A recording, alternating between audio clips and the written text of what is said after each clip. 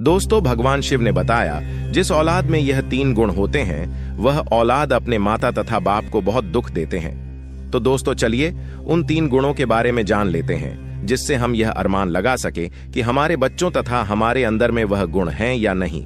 एक बार की बात है, वेद मुनि नारद पृथ्वी लोक का भ्रमण करके आकाश होते हुए भगवान शिव के पास जाते हैं। तब भगवान शिव कैलाश पर्वत पर अपने नंदी के साथ विराजमान होते हैं। तभी देव मुनि नारद भगवान शिव के पास पहुंच जाते हैं। भगवान शिव देव मुनि नारद को देखकर कहते हैं, हे देव मुनि नारद, आज आपका कैलाश पर्वत पर किस प्रयोजन से आगमन हुआ है? तब देव मुनि नारद कहते हैं, हे प्रभु, मैं अभी अभी पृथ्वी लोक का भ्रमण करके आ रहा हूं और मैंने देखा कि पृथ्वी लोक पर बहुत सारे माता पिता की औलादें उनकी बुढ़ापा का सहारा नहीं बन रही है तथा अपने माता पिता को बुढ़ापे में बहुत कष्ट देते हैं। तो हे प्रभु, मैं आपसे निवेदन करता हूं कि आप मुझे बताने का कृपया करिए कि वह कौन सी औलाद होती है जो अपने माता पिता को दुख देती है। तब भगवान शिव कहते हैं, हे देव मुनि नारद, हम आपको आज एक अत्यंत पवित्र कथा सुनाते हैं, जिसे सुनने के बाद आपको आपके सभी प्रश्नों के उत्तर अवश्य मिल जाएंगे। भगवान शिव कहते हैं, जो व्यक्ति इस कथा को ध्यानपूर्वक पूरा सुनता है, उस व्यक्ति के बच्चे बुरी संगति से बाहर आते हैं तथा अपने माता पिता की सेवा सदैव करते हैं। दोस्तों, अगर कथा पसंद आए तो वीडियो को लाइक करके, चैनल को सब्सक्राइब करके, कमेंट बॉक्स में हर हर महादेव अवश्य लिख दीजिएगा। तो चलिए दोस्तों, कथा को आरंभ करते हैं। प्राचीन काल की बात है। एक नगर में रामसेन नाम का राजा रहता था, जिसकी एक बहुत ही सुंदर कन्या थी। रामसेन की कन्या का नाम था छाया। उसे अपने ऊपर अपने रूप का बहुत बड़ा घमंड था। माता पिता की वह शुरू से ही लाडली बेटी थी, इसलिए पूरी स्वतंत्रता के साथ खेली कूदी और बड़ी हुई उसे इस बात का भी अभिमान था कि वह एक राजकुमारी है। वह अपने आगे किसी को कुछ नहीं समझती थी, चलते फिरते लोगों का अपमान करती रहती थी।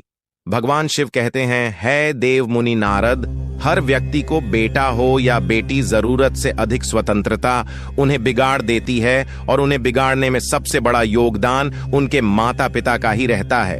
बच्चे यदि मनमानी करने लगे तो माँ बाप को उनकी तरफदारी नहीं करनी चाहिए, बल्कि उनकी गलती पर उन्हें समझाना चाहिए। जरूरत पड़े तो डांट फटकार भी लगानी चाहिए। और बच्चे भी आपकी बात तभी मानेंगे जब आपने उन्हें बचपन से समझाया होगा, उनकी हर एक गतिविधि पर नजर रखी होगी, उन्हें आदर्श का पाठ पढ़ाया होगा, उन्हें संस्कारों से सींचा होगा। यदि माता पिता ने ऐसा नहीं किया है तो औलाद के बड़े होने पर आप उन्हें दंडित करके भी नहीं सुधार सकते। तब तो आपका समझाना भी उनको तीर की बाण की भांति चुभेगा, वह आपके वश से बाहर हो जाएंगे। भगवान शिव आगे कहते हैं, है देव मुनि नारद, राजा रामसेन की कन्या के लिए जो भी रिश्ता आता तो वह अपने दुष्ट स्वभाव के चलते वह उसे लौटा देती थी। उसके लिए ना जाने कितने रिश्ते आए और उसने सबको अपमानित करके उनकी हंसी उड़ाते हुए वहां से वापस कर देती थी।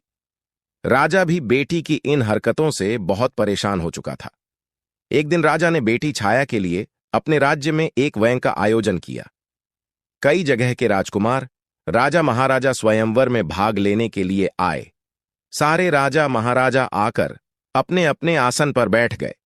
उधर राजकुमारी छाया हाथ में माला लेकर अपनी सहेलियों के साथ राज दरबार में जा रही थी। छाया अपनी सुंदरता के घमंड में भरी हुई थी। सभी राजकुमारों को गौर से देखती हुई आगे को बढ़ने लगी। वह जिस भी राजकुमार के सामने पहुंचती थी, उसी की किसी न किसी बात पर खिल्ली उड़ाती और आगे बढ़ जाती। सभा के बीच राजकुमारी की बातों से अपमानित होकर वह राजकुमार राजसभा से उठकर चले जाते। राजकुमारी एक मोटे से राजकुमार के सामने पहुंची। वह उस मोटे राजकुमार की हंसी उड़ाती हुई अपनी सहेलियों से बोली, हे सहेली, देखो तो इन महाशय को इनका शरीर कैसा लग रहा है, जैसे किसी ने आटे का बोरा रख दिया हो। उसके शरीर की बनावट पर वह काफी देर तक हंसी उड़ती रही। वह राजकुमार राजकुमारी की बातों से लज्जित होकर दरबार से चला गया। इसी तरह राजकुमारी फिर अगले राजकुमार के पास पहुंच गई। वह राजकुमार देखने में कुछ लंबा था। राजकुमारी छाया ने अपने कटु शब्दों से उसे भी खूब अपमानित कहने लगी। देखो सहेली, यह तो कोई खंबा मालूम पड़ता है। इसे तो किसी चौराहे पर खड़ा करके इसके ऊपर मशाल लानी चाहिए। राजकुमारी के अब शब्दों से पीड़ित होकर वह भी मुंह बनाता हुआ वहां से चला गया। एक राजकुमार की तो काफी बड़ी दाढ़ी थी। उसे देखकर राजकुमारी ठहाके भार कर हंसती हुई बोली, अरे सहेली, हमारे पिता ने तो स्वयंवर में लंबी दाढ़ी वाले बकरों को भी बुला लिया है। इससे तो मेरी जूती भी विवाह ना करें। दोस्तों, राजकुमारी उसके रंग रूप और दाढ़ी की खूब खिल्ली उड़ाती रही, परंतु उस दाढ़ी वाले राजकुमार ने राजकुमारी के लज्जित करने पर तनिक भी बुरा नहीं माना, क्योंकि वह राजकुमारी को अपना दिल दे बैठा था। वह भी दरबार से उठकर चला गया। दोस्तों, अब तो एक एक करके राजकुमारी ने सारे राजकुमारों को बेइज्जत करके नापसंद कर दिया। यह बात छाया के पिता रामसेन को बहुत बुरी लगी। राजा साहब सोचने लगे, इस लड़की ने तो हमारे दरबार में आए हुए हमारे सारे मेहमानों को बेइज्जत किया है। इस लड़की को इसकी दुष्टता का दंड अवश्य मिलेगा। गुस्से में राजा ने भरे दरबार में यह घोषणा कर दी कि भाइयों, मैं अपनी बेटी की ऐसी हरकत के लिए आप सबसे क्षमा मांगता हूं, पर आज मैं सबके सामने यह घोषणा करता हूं कि इस कन्या का विवाह अब मैं किसी राजकुमार से न करके किसी भिखारी के साथ करूंगा, जो रोज भीख मांगकर ही अपना पेट पालता होगा, और उसके साथ रहकर यह भी भीख मांगकर खाएगी तो इसे अपनी करनी पर पछतावा जरूर होगा। राजा की ऐसी घोषणा सुनकर दरबार में बैठे सभी राजकुमारों ने राजा की बहुत प्रशंसा करी। सभी कहने लगे कि राजा साहब, ऐसी असभ्य असंस्कारी कन्या के साथ ऐसा ही होना चाहिए। इतना कहकर वह सब राजकुमार राजा के दरबार से चले गए। तभी वहां से एक भजन गाता हुआ भिखारी गुजरा। भिखारी की आवाज सुनकर राजा ने अपने नौकर को भेजकर उस भिखारी को अपने दरबार में बुला लिया।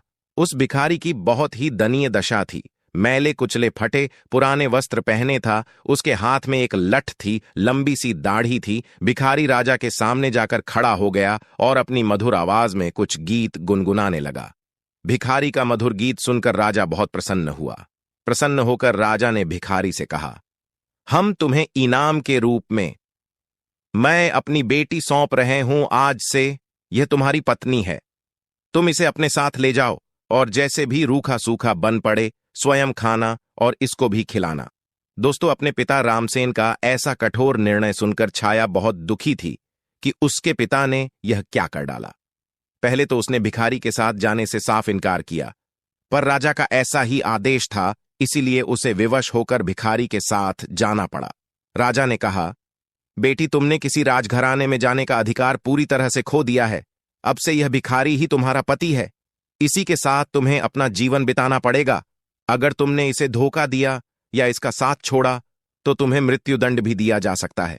दोस्तों, राजा ने छाया का विवाह उस भिखारी से कराने के बाद उसे अपने घर से विदा कर दिया। छाया रोती चिल्लाती छाती पीटती हुई भिखारी के साथ चली गई। भिखारी उसे लेकर खुशी खुशी एक जंगल में लेकर चला गया। उसे जंगल में उसका एक अत्यंत सुंदर कुटिया थी। उसे कुटिया के पास में वह भिखारी एक आम का पेड़ लगाया था। उसे पेड़ पर बहुत सारे आम पड़े और पके हुए थे। तब राजकुमारी ने बाहर जाकर देखा तो एक बहुत बड़ा और सुंदर खेत है। छाया ने उस भिखारी से पूछा कि यह खेत किसका है? तो भिखारी ने जवाब दिया कि हे राजकुमारी, मैंने ऐसा सुना है कि यह खेत उसी दाढ़ी वाले राजकुमार का है जिसे तुमने अपने स्वयंवर में दाढ़ी वाला बकरा कहकर अपमानित किया था। पर आपका दुर्भाग्य देखिए, और बदकिस्मती से मैं भी आपको उसी दाढ़ी वाले की तरह लंबी दाढ़ी वाला मिला हूं। अगर तुम उस दाढ़ी वाले से विवाह कर लेती तो आज इस खेत की तुम स्वयं मालकिन होती। पर अब पछताने से कोई फायदा नहीं है।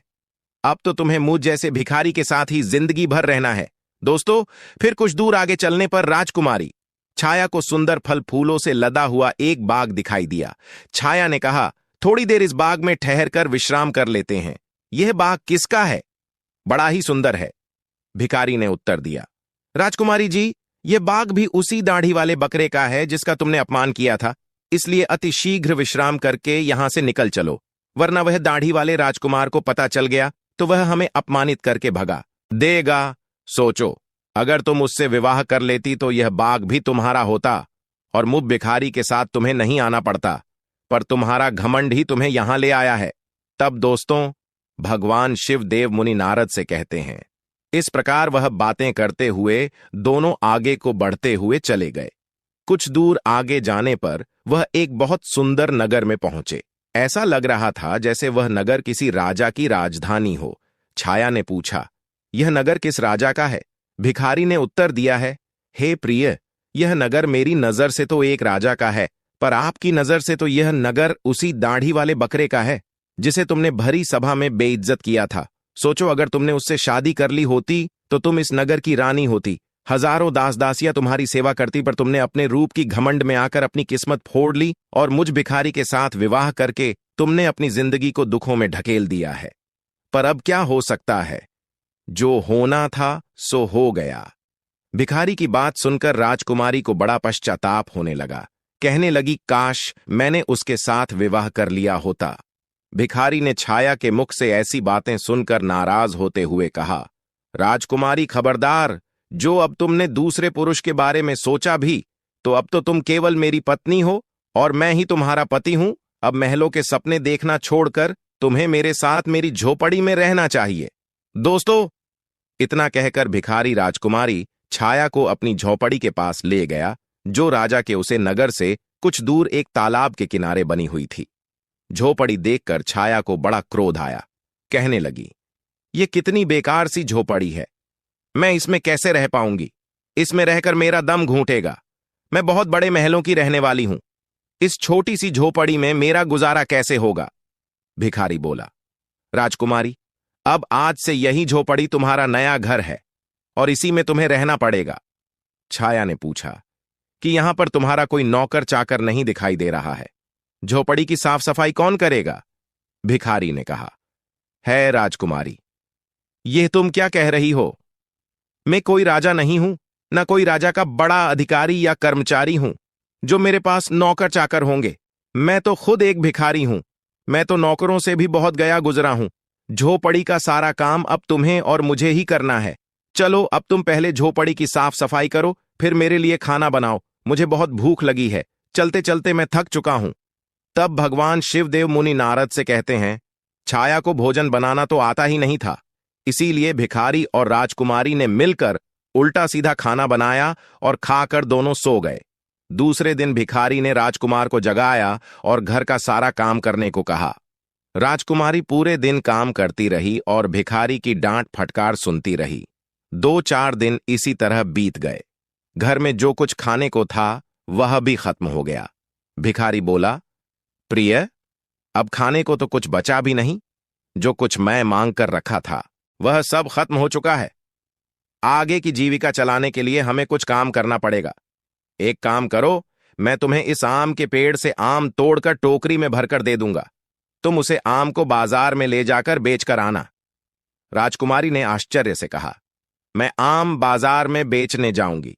अगर मुझे किसी ने आम बेचते देखकर पहचान लिया तो वह मेरी बहुत हंसी उड़ाएंगे, मुझे बहुत शर्म आएगी। भिखारी बोला, काहे की शर्म? अब तो तुम रानी नहीं हो, तुम एक भिखारी की पत्नी हो। शर्म तो तुम्हें तब लगती जब तुम उस दाढ़ी वाले की पत्नी होती और वह तुमसे बाजार में आम बेचने को कहता। अब अगर शर्म ही आती है तो फिर भूखी मरो दोस्तों। मजबूर होकर राजकुमारी बाजार में आम बेचने चली गई। एक सड़क किनारे आम रखकर बैठ जाती है और दिन भर आम बेचती रहती है। धीरे धीरे उसके आम खूब बिकने लगा। एक दिन की बात है, जब राजकुमारी छाया सड़क पर बैठी आम बेच रही थी, तभी वहां पर एक राजा का मंत्री आता है और उसने लात मारकर उसके सारे आम इधर उधर फैला देता है और बोलता है, खबरदार, जो रास्ता घेर कर आम लगाए तो उसके बहुत सारे आम फूट गए थे और उसका बहुत नुकसान हो गया था। राजकुमारी को बड़ा दुख हुआ। उसने सारी बात झोपड़ी में आकर भिखारी को बताई कि आज एक राजा के सिपाही ने उसके आम पर लात मारकर फोड़ डाले। भिखारी ने कहा, तुम बिल्कुल पागल हो। अगर तुम बीच रास्ता घेर कर दुकान लगाओगी तो सिपाही तो आम फोड़ेगा ही। तुम्हारी वजह से राहगीरों को वहां से निकलने में तकलीफ हो रही होगी। अब तुमसे यह भी काम ठीक से नहीं होगा। तुम्हें कोई काम बताओ तो तुमसे ठीक से होता ही नहीं है। अब मैं जा रहा हूं और तुम्हारे लिए कोई और काम तलाश कराऊंगा। भिखारी गया और राजा के एक बड़े अधिकारी के यहां रसोइये का काम तलाश आया और छाया से कहा कि मैंने तुम्हारे काम की व्यवस्था कर दी है। कल से तुम राज्य कर्मचारी की रसोई में जाया करोगी और वहां के रसोइये के साथ मिलकर खाना बनाना है। वहां से हमें खाने के लिए अच्छा भोजन भी मिलता रहेगा। दोस्तों, भगवान शिव देव मुनि नारद से कहते हैं, इस प्रकार वह घमंडी राजकुमारी रसोइये की मददगार बन के काम करने लगी। वह सुबह से शाम तक रसोइयों के साथ मिलकर काम करती और रात को बचा हुआ खाना अपने घर ले आती। इस तरह दोनों की जिंदगी अब कुछ सुकून से कटने लगी। एक दिन की बात है, छाया रसोई में काम कर रही थी। तभी उसने खिड़की से झांक कर देखा तो वहां राजा के महल में कुछ उत्सव होने वाला था। पूरा राजमहल सजाया हुआ था। बड़े बड़े मेहमान आ रहे थे। नौकर चाकर उनका स्वागत कर रहे थे। महल में बड़ी धूमधाम थी। राजकुमारी वह सब देखकर अपनी किस्मत को कोस रही थी, अपनी किस्मत पर आंसू बहा रही थी और सोच रही थी कि काश मैं भी इतनी घमंडी नहीं होती तो मुझे यह दिन देखने को नहीं मिलता। वह वहां खड़ी खड़ी सोच रही थी, तभी वहां दो दासियां आती हैं और कुछ खाने का सामान उसकी टोकरी में रखकर चली जाती हैं। राजकुमारी टोकरी को लेकर अपने घर को लौटने लगी। अभी वह दरवाजे से निकली ही थी, तभी सामने से एक राजसी पोशाक पहने एक पुरुष ने आकर उसे रोक लिया। देखने में वह वहां का राजा महाराजा मालूम पड़ रहा था। राजकुमारी ने जब उसके चेहरे को देखा तो वह डर के मारे कांपने लगी, क्योंकि वह राजा वही दाढ़ी वाला था जिसको छाया ने अपने यहां दाढ़ी वाला बकरा कहकर अपमानित किया था। राजा ने राजकुमारी से कुछ नहीं कहा, बल्कि वह उसे उसका हाथ पकड़कर दरबार में लेकर पहुंचा, जहां तमाम मेहमान लोग बैठे हुए थे। वहां की भव्यता को देखकर घबराहट में राजकुमारी के हाथ पैर कांपने लगे। उसके हाथ से टोकरी छूटकर जमीन पर गिर पड़ी। टोकरी में रखा हुआ खाना जमीन पर गिरकर इधर उधर बिखर गया। राजकुमारी बहुत उदास हो गई। दरबार में बैठे हुए मेहमान यह देखकर जोर जोर से हंस पड़े।